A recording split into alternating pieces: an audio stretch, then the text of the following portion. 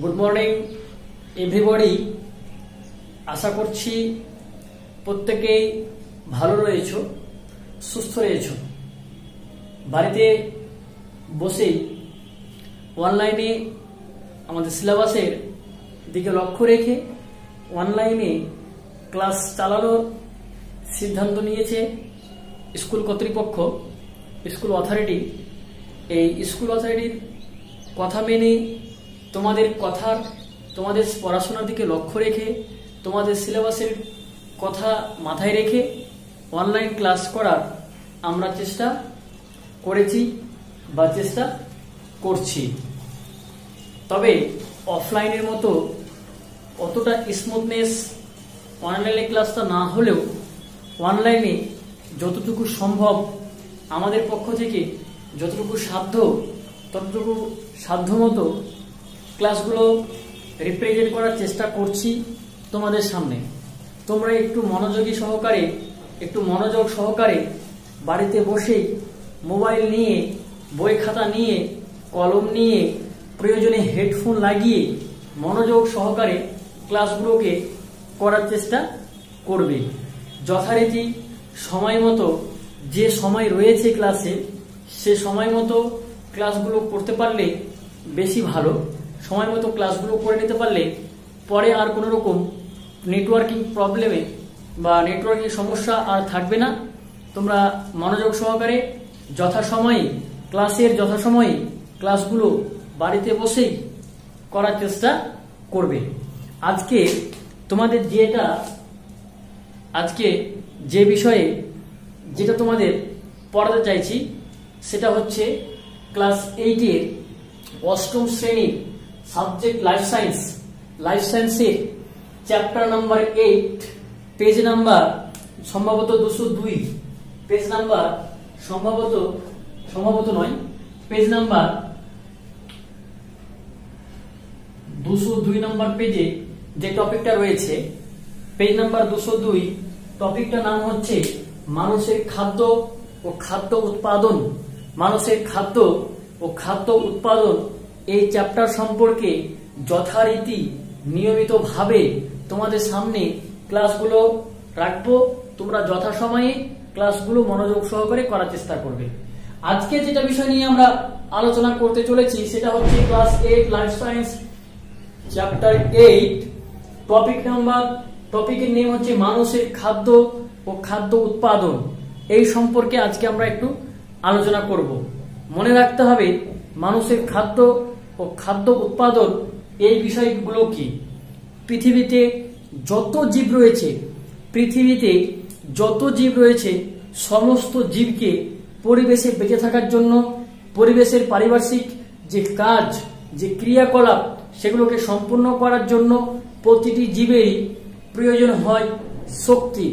এই যে তোমাদের সামনে আমি উপস্থাপন করছি, কথা বলছি, এই যে বকছি, এর জন্য আমার দেহে প্রয়োজনীয় কিছু শক্তির খরচ হচ্ছে, কিছু পরিমাণ শক্তি খরচ হচ্ছে।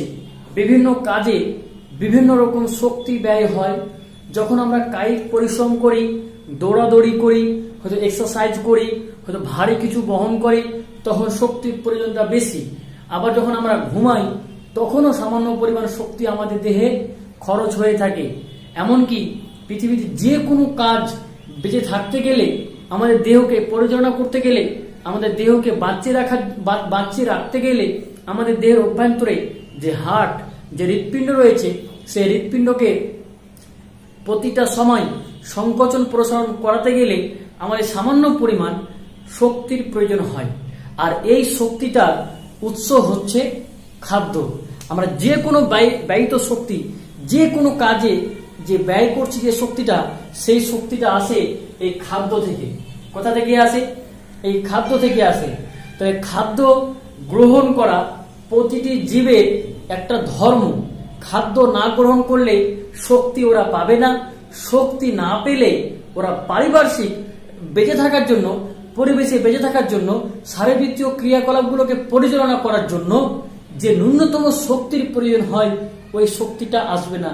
তাহলে সেই প্রয়োজনীয় শক্তিটুকুর জন্য আমাদের খাদ্য গ্রহণ করা একান্ত প্রয়োজনীয়। আমরা খাদ্য গ্রহণ করলেই শক্তি পাবো, সেই শক্তিকে খরচ করে বিভিন্ন ক্রিয়াকলাপ, বিভিন্ন শারীরবৃত্তীয় কার্যকলাপগুলোকে সম্পন্ন করতে পারবো।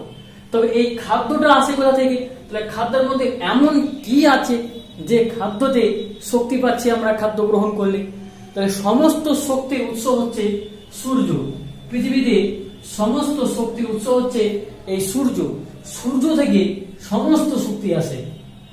তাহলে আমরা যে খাবারগুলো খাই, সে হতে পারে ভাত, হতে পারে রুটি, হতে পারে চাল, হতে পারে মাছ, হতে পারে মাছ মাংস, হতে পারে ডিম, হতে পারে দুধ, হতে পারে ডাল জাতীয় শস্য, হতে পারে তেল জাতীয় কিছু পদার্থ, যা কিছু আমরা খাচ্ছি সব কিছুরই শক্তির উৎস হচ্ছে এই সূর্য। সবুজ উদ্ভিদেরা, যে সমস্ত উদ্ভিদেরা সবুজ প্রকৃতির, যারা স্বভোজী, যাদের ক্লোরোফিল রয়েছে, সমস্ত স্বভোজী উদ্ভিদরা সালোক সংশ্লেষ প্রক্রিয়ায় সূর্যের আলোর উপস্থিতিতে সালোক সংশ্লেষ প্রক্রিয়ায় খাদ্য উৎপন্ন করে। আর সেই উৎপন্ন খাদ্যের মধ্যে সৌরশক্তি, সূর্যের ফোটন কণার যে শক্তি, সেই শক্তিটা খাদ্যের মধ্যে আবদ্ধ থাকে। তাহলে কখনো কখনো আমরা সরাসরি উদ্ভিজ্জ খাবার খাচ্ছি, তার মানে সরাসরি ওই খাদ্যের মধ্যে থাকা সৌরশক্তি যে আবদ্ধ ছিল, সেই আবদ্ধ শক্তিটাকে আমরা সরাসরি পাচ্ছি। তাহলে সেই আবদ্ধ শক্তিটাই আমাদের দেহে গিয়ে রাসায়নিক শক্তিতে রূপান্তরিত হয়। রাসায়নিক শক্তিতে রূপান্তরিত হওয়ার পরে সেটা তাপ শক্তিতে রূপান্তরিত হয়, এবং তাপ শক্তিটাই মেনলি আমাদের শক্তি, যেটা আমরা ব্যয়িত শক্তি, যেটা আমরা ব্যয় করছি, সেই শক্তিটা। তাহলে পৃথিবীতে যত জীব আছে, সমস্ত জীবের খাদ্য গ্রহণ করা উচিত। তাহলে সেই খাদ্যটা আসবে কোথা থেকে? হতে পারে কিছু কিছু খাদ্য উদ্ভিদ থেকে আসে। তাহলে যে সমস্ত খাদ্যগুলো উদ্ভিদ থেকে পাই, সে সমস্ত খাদ্যগুলোকে আমরা বলছি উদ্ভিদ খাদ্য, উদ্ভিজ্জ খাদ্য। যে সমস্ত খাদ্যগুলো আমরা প্রাণীদের দেহ থেকে পাচ্ছি, সে সমস্ত খাদ্যগুলোকে বলা হয় প্রাণীজ খাদ্য বা প্রাণীর থেকে পাওয়া খাদ্য। তাহলে খাদ্য এমন একটা জিনিস যা আমাদের দেহের অভ্যন্তরের যাবতীয় ক্রিয়াকলাপগুলোকে, প্রয়োজনীয় শারীরবৃত্তীয় প্রক্রিয়াগুলোকে সম্পন্ন করার জন্য আমাদের দেহে শক্তির যোগান দেয়, আমাদের দেহে রোগ প্রতিরোধ ক্ষমতা গড়ে তোলে, আমাদের দেহে ইমিউনিটি পাওয়ারকে গ্রোথ করে, আমাদের দেহের বৃদ্ধি, আমাদের দেহের ক্ষয়পূরণ, আমাদের দেহে যে কোনো রাসায়নিক বিক্রিয়া সম্পন্ন করতে সাহায্য করে এই খাদ্য।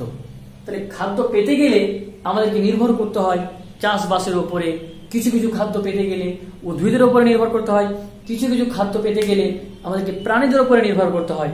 তাহলে যে সমস্ত প্রাণীগুলো থেকে আমরা খাদ্য পাচ্ছি, সেই প্রাণীগুলোকে প্রথমত কি করতে হবে? প্রাণীগুলোকে লালন পালন করতে হবে, তবে যথারীতি সেটাকে বিভিন্ন প্রক্রিয়ার মাধ্যমে খাবারের উপযোগী করে তুলে সেটাকে আমরা খাই। এবার যদি উদ্ভিজ্জ খাদ্য হয়, তাহলে উদ্ভিদ জাতীয় যে সমস্ত খাদ্যগুলো আমরা পাচ্ছি, সে সমস্ত উদ্ভিদগুলোকে, সে সমস্ত ফসলগুলোকে প্রথমে আমাদেরকে চাষবাস করে নিতে হবে। আগে ফসলটাকে ফলাতে হবে, ফসল হবে, সেটাকে বিভিন্ন প্রক্রিয়ার মাধ্যমে, প্রাপ্ত ফসলকে বিভিন্ন প্রক্রিয়ার মাধ্যমে আমরা খাদ্য হিসাবে গ্রহণ করি। তাহলে যে সমস্ত বিশেষ প্রক্রিয়ার মাধ্যমে বিভিন্ন ফসল উৎপাদন, বিভিন্ন ধরনের খাদ্য উৎপাদন, বিভিন্ন প্রকারের প্রোটিন, কার্বোহাইড্রেট খাদ্য উপাদানের সোর্স, উৎস, যে সমস্ত প্রক্রিয়াতে আমরা উৎপাদিত ফসলগুলোকে উৎপাদন করি বা গৃহীত খাদ্যের যে ফসলগুলো, সেই ফসলগুলোকে উৎপাদন করি, সেই বিশেষ প্রক্রিয়াটাকে বলা হচ্ছে সাধারণত কৃষিকাজ বা আমাদের ফসল উৎপাদনের মধ্যে পড়ছে। তাহলে বিজ্ঞানের অনেকগুলো ব্রাঞ্চ আছে, বিজ্ঞানের অনেকগুলো শাখা আছে। যেমন এখন যেটা পড়াচ্ছি তোমাদের লাইফ সায়েন্স, জীবন বিজ্ঞান। যেমন তোমাদের একটা সাবজেক্ট রয়েছে ভৌত বিজ্ঞান, ফিজিক্যাল সায়েন্স। তাহলে যেমন লাইফ সায়েন্স, তেমন একটা ফিজিক্যাল সায়েন্স, তেমন একটা ম্যাথামেটিক্স, তেমন একটা সোশিওলজি, যেমন একটা বায়োলজি, যেমন একটা ফিজিক্স, যেমন একটা কেমিস্ট্রি, যেমন এমব্রায়োলজি, যেমন হিস্টোলজি, যেমন সেল বায়োলজি, যেমন জেনেটিক্স। এরকম অনেক অনেক জীবের অনেক অনেক বিজ্ঞানের ব্রাঞ্চ, বিজ্ঞানের শাখা রয়েছে। যেমন একটা শাখা হচ্ছে জীবন বিজ্ঞান। এই বিজ্ঞানে কেবলমাত্র জীবদেরকে নিয়ে আলোচনা করা হবে। সে জীব হতে পারে অণুজীব, সে হতে পারে উদ্ভিদ, সে হতে পারে প্রাণী। তাহলে উদ্ভিদ, প্রাণী, অণুজীব, পৃথিবীতে যত প্রকারের জীব আছে, সমস্ত জীবের বৈশিষ্ট্য, সমস্ত জীবের গঠন, সমস্ত জীবের পরিবেশের অবস্থা, কে কোন জায়গায় থাকে, সমস্ত জীব সম্পর্কে ধারণা পাওয়া যাবে। এর একটা বিজ্ঞানের শাখা, যাকে বলা হয় জীবন বিজ্ঞান। তেমনি ভৌত পদার্থগুলোকে নিয়ে যে বিজ্ঞান আলোচনা করা হয় পদার্থ সম্পর্কে, সেটাকে আবার বলা হয় ভৌত বিজ্ঞান।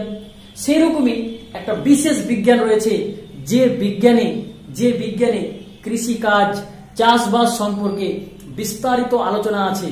কিভাবে ফসল ফলাতে হবে, কিভাবে ফসল উৎপন্ন করতে হবে, যে সমস্ত খাদ্যগুলো মানুষরা গ্রহণ করে, প্রাণীরা গ্রহণ করে, সে সমস্ত খাদ্যগুলো উৎপাদন সম্পর্কে বিস্তারিত আলোচনা আছে বিজ্ঞানের যে শাখায়, সেই শাখাটাকে বলা হয় কৃষি বিজ্ঞান। কি বলা হয়? কৃষি, ওটাকে বলা হচ্ছে কৃষি বিজ্ঞান। ইংলিশে বলা হয় অ্যাগ্রি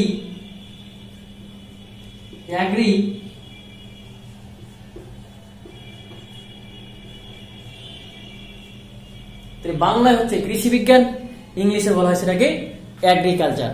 ইংলিশে বলা হয় এগ্রিকালচার, বাংলায় বলা হয় কৃষি বিজ্ঞান। তাহলে কৃষি বিজ্ঞানে বা এগ্রিকালচারে চাষবাস সম্পর্কে বা কি করে ফসল ফলাতে হবে তার নিয়ম নীতি, ফসলের জন্য ফসল ফলাতে গেলে কি কি কাজ করতে হয়, কি কি উপায় আছে, সেই সমস্ত উপায়গুলো সম্পর্কে এই বিজ্ঞানের শাখায় এগুলোকে আলোচনা করা হয়। তাহলে এগুলো হচ্ছে কৃষি বিজ্ঞানের অন্তর্গত। এবার চাষবাস হতে পারে, আমরা ফুল ফল ফোটাতে পারি, হয়তো আমরা মাটি নিয়ে এবার গবেষণা করতে পারি যে চাষ করার জন্য আমাদেরকে মাটিটা কিরকম হওয়া দরকার, উপযোগী কেমন মাটি দরকার। যে কোনো ফসল যে কোনো মাটিতে তৈরি হবে না। কিছু কিছু ফসল আছে বেলে মাটিতে ভালো হয়, কিছু কিছু মাটি আছে যেগুলো এঁটেল মাটিতে ভালো হয়, কিছু কিছু ফসল আছে যেগুলো এঁটেল মাটিতে ভালো হয়, কিছু কিছু ফসল আছে যেগুলো দোআঁশ মাটিতে ভালো হয়। তাহলে কিছু কিছু ফসল বেলে মাটিতে, কিছু কিছু ফসল এঁটেল মাটিতে, কিছু কিছু ফসল দোআঁশ মাটিতে, আবার কেউ পাহাড়ি এলাকায় থাকে, কিছু কিছু ফসল হয় পাহাড়ি এলাকায়, পাথরযুক্ত যে সমস্ত কাঁকড়যুক্ত মাটি সেগুলোতে হয়। তাহলে ফসল হবে মাটির উপর ভিত্তি করে। তাহলে মাটি সম্পর্কে বিজ্ঞানের যে শাখায় বিস্তারিত আলোচনা করা আছে কেবলমাত্র মাটি সম্পর্কে, সেই শাখাটাকে বলা হয় সোয়েল ম্যানেজমেন্ট। কি বলা হয়? সোয়েল মানে মাটি, সোয়েল মানে কি? মাটি। আর ম্যানেজমেন্ট মানে আমরা ম্যানেজমেন্ট নিয়ন্ত্রণ আমরা জানি ম্যানেজমেন্ট। তাহলে কোন ফসলে কোন ধরনের মাটি দরকার সেই সম্পর্কে যদি আমরা জ্ঞান রাখি, বিজ্ঞানের যে শাখায় আলোচনা করা হয় সেটাকে বলা হয় সোয়েল ম্যানেজমেন্ট। এবার যদি কোনো কারণে দেখা যাচ্ছে যে কিছু কিছু ফসল আছে যে ফসলগুলো শাকসবজি বা ফুল ফল ইত্যাদি প্রকৃতির, তাহলে সেই সমস্ত যদি ফুল ফল বা শাকসবজি সম্পর্কে বিজ্ঞানের কোন শাখায় আলোচনা করা হয়, তখন আমরা সেটাকে বলি যে হর্টিকালচার।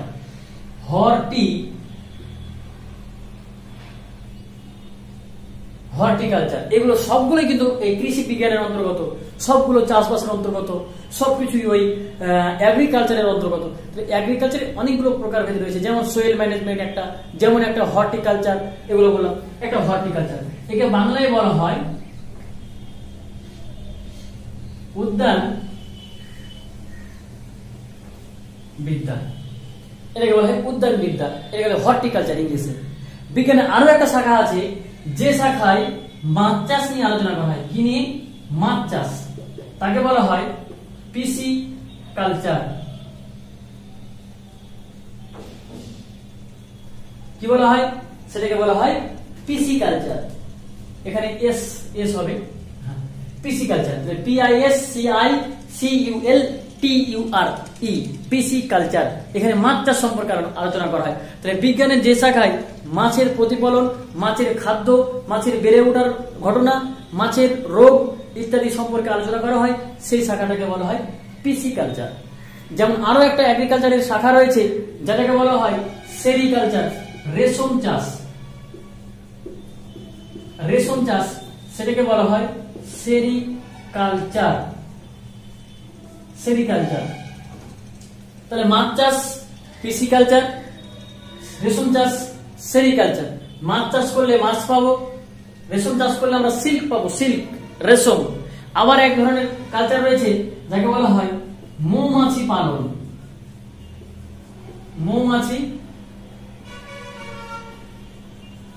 একে বলা হয় এপিকালচার। এবার কি বলা হয়? এপিকালচার। এর কি বলা হচ্ছে? এপিকালচার, মৌমাছি পালন। তাহলে আমরা প্রত্যেকে জানি, অনেক সময় রাস্তাঘাটে দেখি যে রাস্তাঘাটে বা রাস্তার পাশে ওই আম গাছের নিচে বা লিচু বাগানে বা সরষের ক্ষেতের পাশে ছোট ছোট কাঠের বাক্স দেখা যায়। আমরা অনেকে অবগত আছি যে ওই কাঠের বাক্সগুলোতে মৌমাছি চাষ করা হয়, মৌমাছি পালন করা হয়। তাহলে বিজ্ঞানের যে জায়গায় মৌমাছি পালন সম্পর্কে, মৌমাছি কিভাবে বেড়ে উঠবে, মৌমাছি একটা বাক্সে কতগুলো থাকা দরকার, মৌমাছি কি দেয়, মধু দেয়, মোম দেয়, মৌমাছি থেকে আমরা কি কি পাই, মৌমাছির বৈশিষ্ট্য, মৌমাছি কিভাবে বংশ বিস্তার করে, কোন খাবারগুলো মৌমাছি খেতে ভালোবাসে, এগুলো সম্পর্কে বিজ্ঞানীদের সঙ্গে আলোচনা করা হবে। সেটাকে বলা হয় এপিকালচার। কি বলা হয়? এপিকালচার। তাহলে মাছ চাষ, রেশম চাষ, মৌমাছি চাষ বা মৌমাছি পালন, এগুলো হচ্ছে যেমন উদ্যানবিদ্যা, হর্টিকালচার, এগুলো এক এক ধরনের, সবটাই হচ্ছে কার অন্তর্গত? সবকিছু হয়ে গেল এগ্রিকালচারের অন্তর্গত। কার অন্তর্গত? এগ্রিকালচার অর্থাৎ কৃষি বিজ্ঞানের অন্তর্গত পড়ছে এগুলো।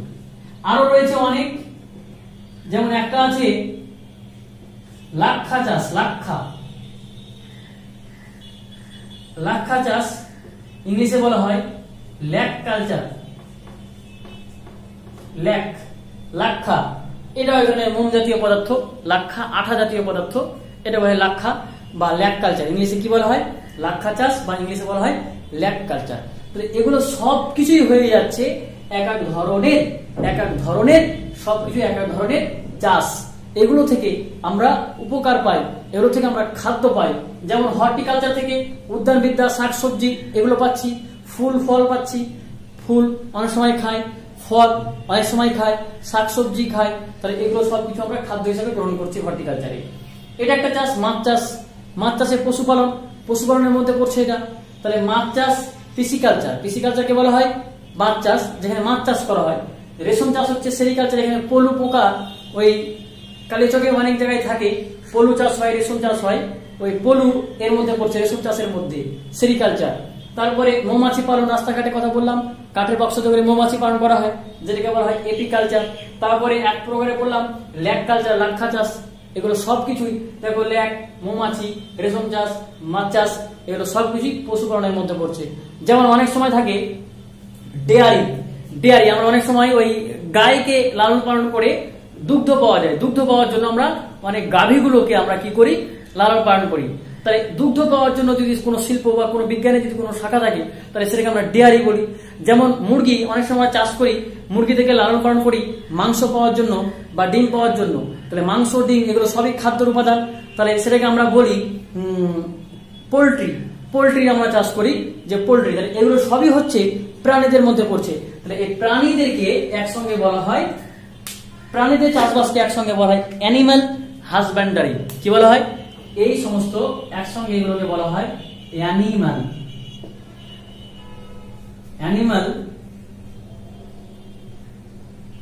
হাজব্যান্ডারি। বাংলায় বলা হয়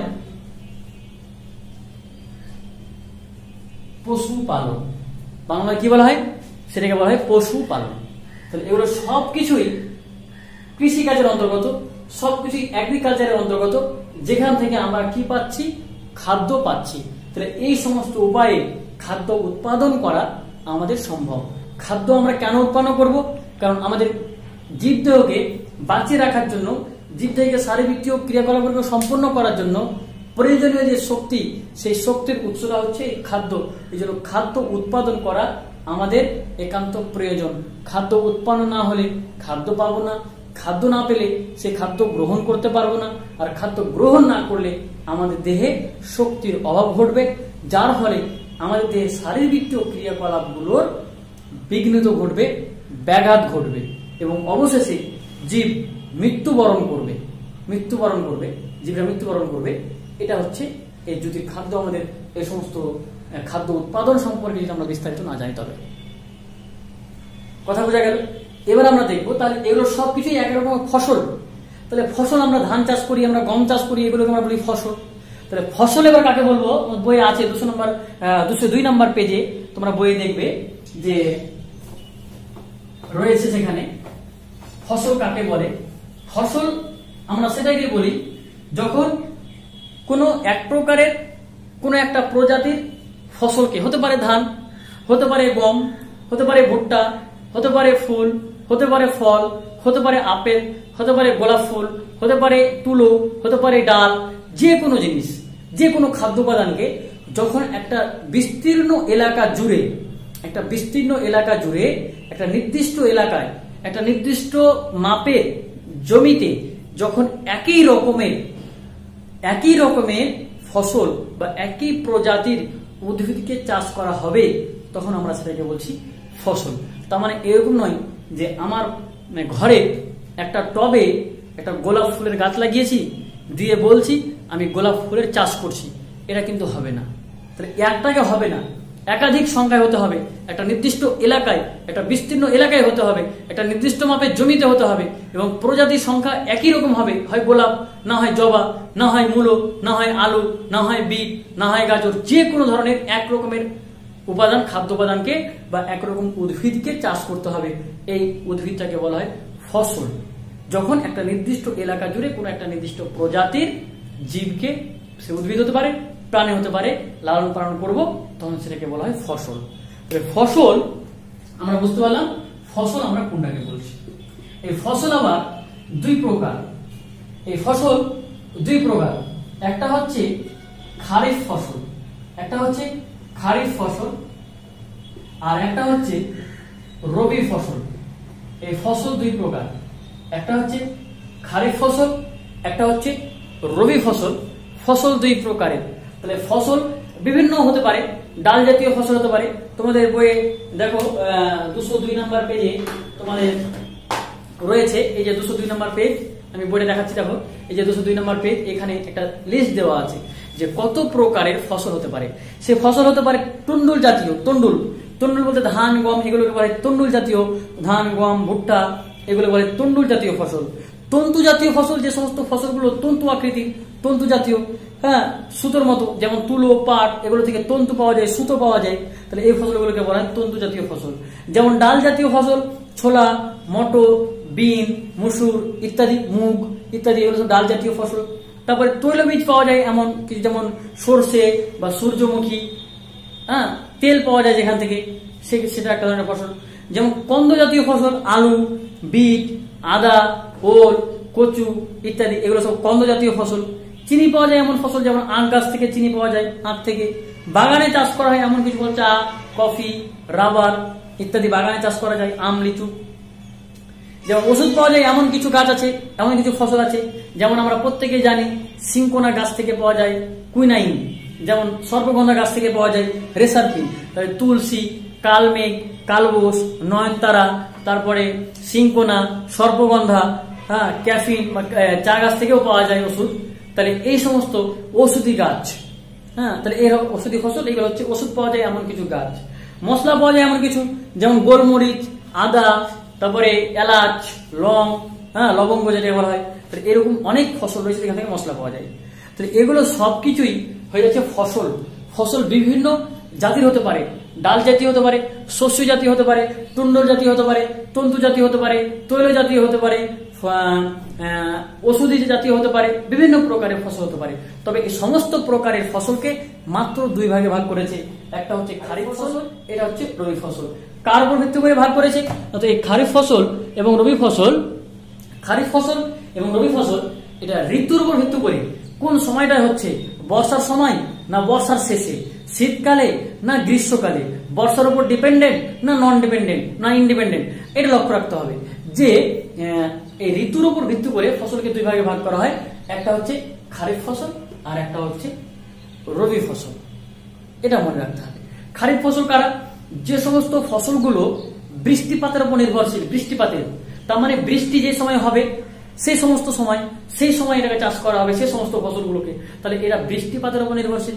বৃষ্টিপাত হলেই বর্ষাকালে সাধারণত এই ফসলটা চাষ করা যাবে। তাহলে বর্ষাকাল হয়, যেমন এখন বর্ষাকাল চলছে, এই সময় যে সমস্ত ফসলগুলো চাষ করা হবে সেই ফসলগুলোকে বলা হয় খারিফ ফসল। তাহলে মনে রাখতে হবে খারিফ ফসলের বৈশিষ্ট্য, খারিফ ফসল সাধারণত বর্ষাকালে হয়। কখন হয়? বর্ষাকালে। খারিফ ফসল কোন সময় হয়? বর্ষাকাল।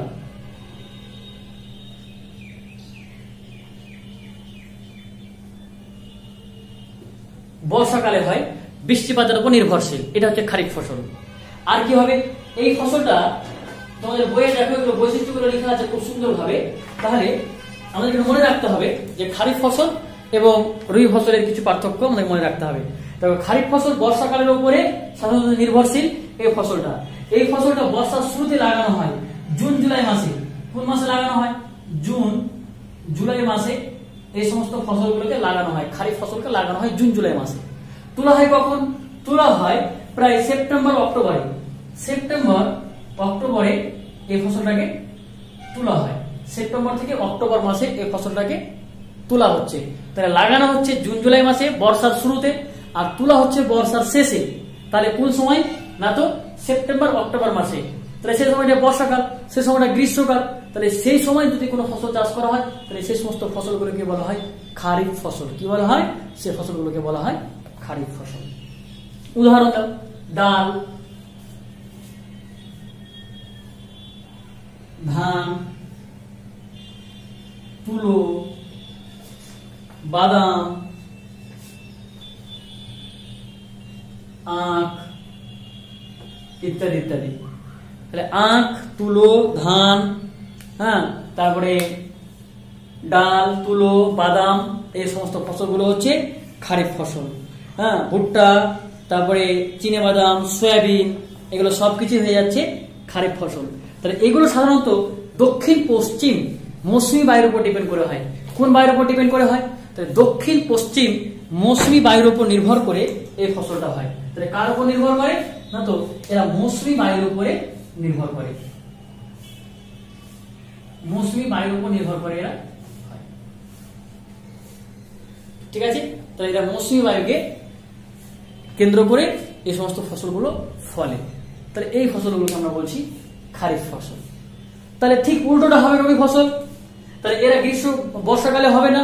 তাহলে বর্ষা পেরিয়ে যাওয়ার পরে এই সমস্ত ফসলগুলোকে লাগানো হবে সাধারণত। তাহলে বর্ষা পেরিয়ে যায়, ধরলাম প্রায় নভেম্বর ডিসেম্বরে বা অক্টোবর নভেম্বরে এই সমস্ত ফসলগুলো হয়, ধরে নিলাম। তাহলে এই ফসলগুলো বৃষ্টিপাতের উপর নির্ভরশীল নয়।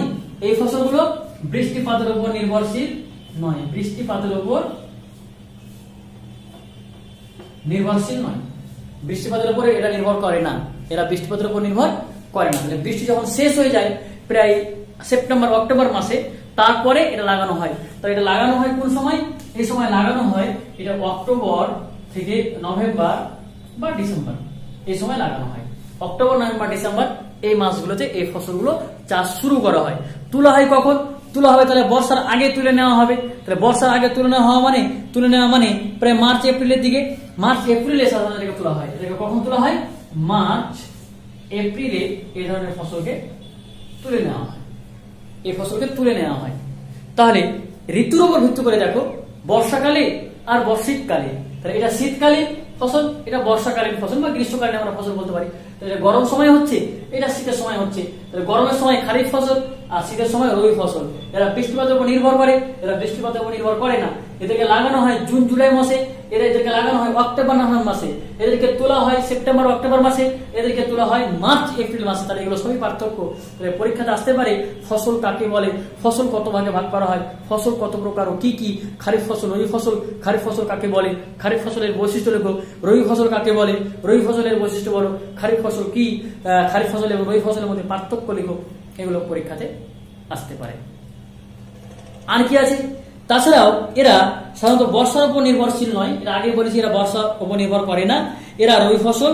এরা ওই উদাহরণগুলো একটু দেখতে হবে যে এরা কোন ধরনের উদাহরণে কোন কোন ফসলগুলো সাধারণত চাষ করা হয়। এগুলো চাষ করা হয় গম, যেমন গম, বার্লি, তারপরে হচ্ছে মটর, তারপরে ছোলা,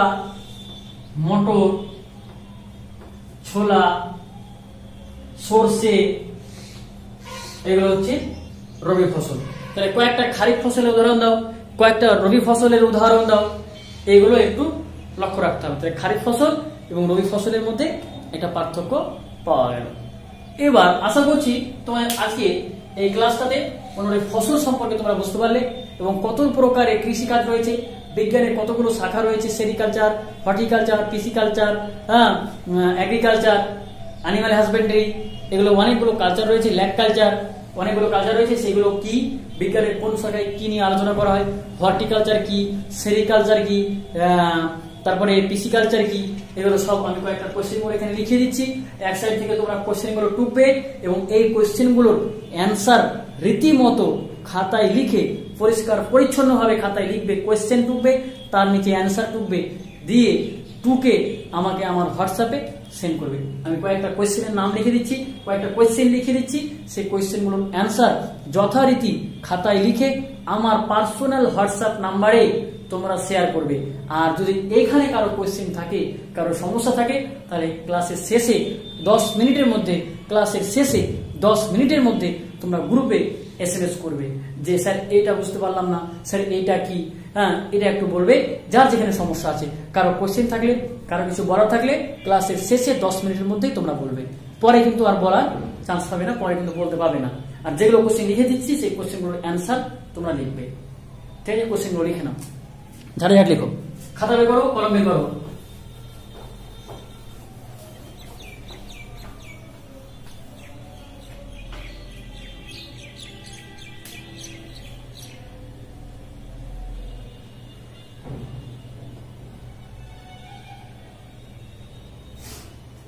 লিখো 1 নম্বরে আছে, 1 নম্বর কোশ্চেন, এগ্রিকালচার ব্র্যাকেটে কৃষি বিজ্ঞান কাকে বলে? হয়েছে। 2 নম্বর কোশ্চেন, হর্টিকালচার উদ্যান বিদ্যা কাকে বলে?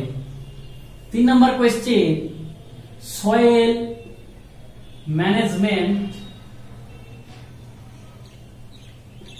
কি?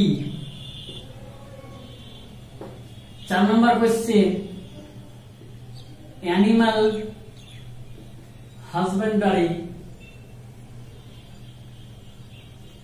কি? 5 নম্বর কোয়েশ্চেন, 5 নম্বর কোশ্চেন লিখো, এপিকালচার কাকে বলে? 6 নম্বর কোশ্চেন, সেরিকালচার কাকে বলে? 7 নম্বর, পিসিকালচার কাকে বলে? 8 নম্বর লিখো, ফসল বা, ফসলকে ইংলিশে বলা হয় ক্রপ, ফসলকে ইংলিশে বলা হয় ক্রপ, ফসল বা ক্রপ কাকে বলে? 8 নম্বর, ফসল কত প্রকার ও কি কি? 9 নম্বর এটা। 10 নম্বর,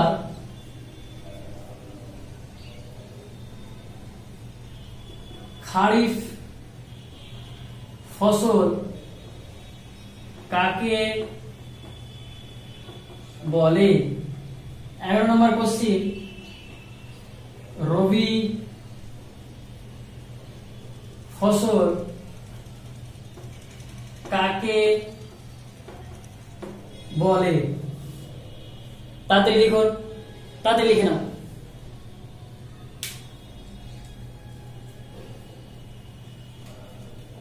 আমি বলছি আরেকবার শুনো, এগ্রিকালচার বা কৃষি বিজ্ঞান কাকে বলে? হর্টিকালচার বা উদ্যান বিদ্যা কাকে বলে? 3 নম্বর রয়েছে সয়েল ম্যানেজমেন্ট কি? 4 নম্বর রয়েছে অ্যানিমাল হাজবেন্ডারি কি? 5 নম্বরে রয়েছে এপিকালচার কাকে বলে? 6 নম্বরে সেরিকালচার কাকে বলে? 7 নম্বরে পিসিকালচার কাকে বলে? 8 নম্বর কোশ্চেন, ফসল বা ক্রপ কাকে বলে? 9 নম্বর কোশ্চেন, ফসল কত প্রকার ও কি কি? 10 নম্বর কোশ্চেন, খারিফ ফসল কাকে বলে? 11 নম্বর কোশ্চেন, রবি ফসল কাকে বলে? তাহলে এই হচ্ছে 11 নম্বর কোশ্চেন। আরো কয়েকটা কোশ্চেন ওপর থেকে মেটাচ্ছি।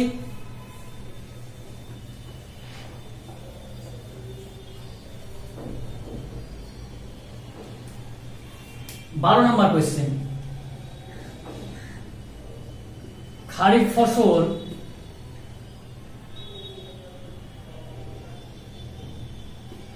ও রবি ফসলের মধ্যে পার্থক্য লেখো। রবি ফসল ও খারিফ ফসলের মধ্যে পার্থক্য লেখো। 13 নম্বর কোয়েশ্চেন, কয়েকটি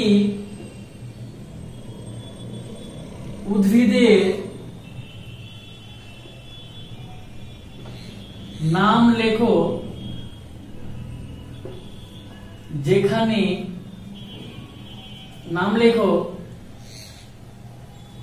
যাদের থেকে ওষুধ পাওয়া যায়।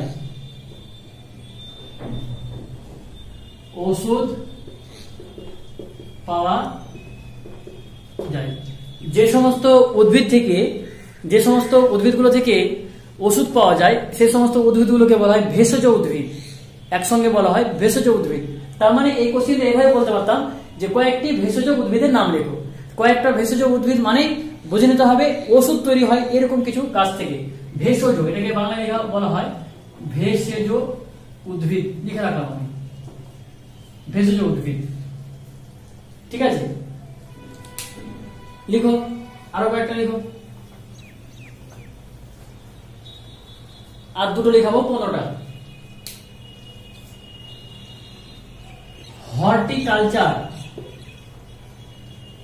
হর্টিকালচারে কোন কোন ফসল সম্পর্কে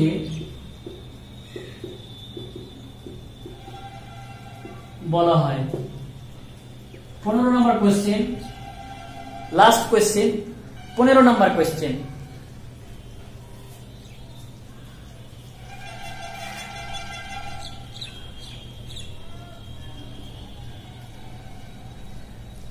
কয়েকটি আলংকারিক উদ্ভিদের নাম লেখো। কয়েকটি আলংকারিক উদ্ভিদের নাম লেখো। বাস এই কটা, এইটুকু একটু ভালো করে আসতে হবে। এই 15টা কোয়েশ্চেনের অ্যান্সার লেখার পর এই নাম্বারে 7407870977, এটা আমার নাম্বার।